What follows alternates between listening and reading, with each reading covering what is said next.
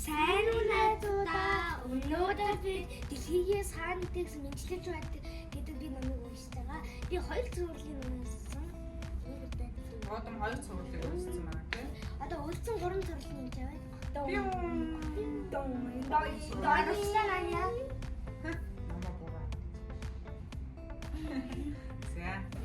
За одоо уншсан 2 номоо товчхон танилцуулах гэж байгаа. Маш идэвхтэй сайн уншиж байгаа.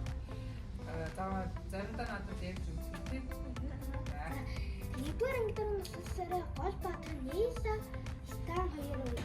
Тэр хоёрын алтан зоосын нууцыг олохоо аян зам гадаг. Юу олохоо явсан нь алтан зоос олох гэж юм дээ шүү дээ.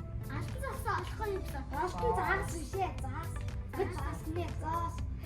Хоёрдугаар ангидаар нөхөсөөрөө гэр бүлээрээ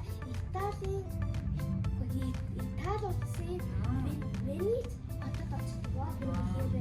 Тэгээд тэр зургийн нууцыг олдог. 8 үлэгдэр зургийн нууцыг зургийг зураг авдаг.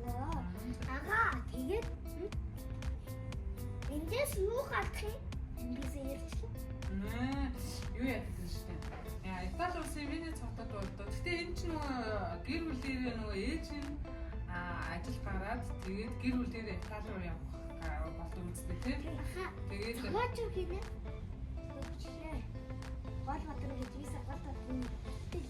Зохиолч нь зөв шүү дээ. Уншиж байгаа номын зохиолч нь хинбэ гэж асуух нь зөв байхгүй юу? Зохиолч нь мэдсэн үү? Мэдээгүй яа. За тэгвэл одоо чи дараагийн одоо зохиолч нь ярьж үзье. Зохиолч нь ямар хүн бэ? Тэгээ одоо бэд юм уу, амьд юм уу? Амьд биш юм уу? Зарим ном ч ингээд айл дээр зохиолч нь бэдгүй тохиолдол байдаг шүү дээ. Тийм ээ. Тийм ч мэдээж шүү дээ. Бүгдээ энэ намыг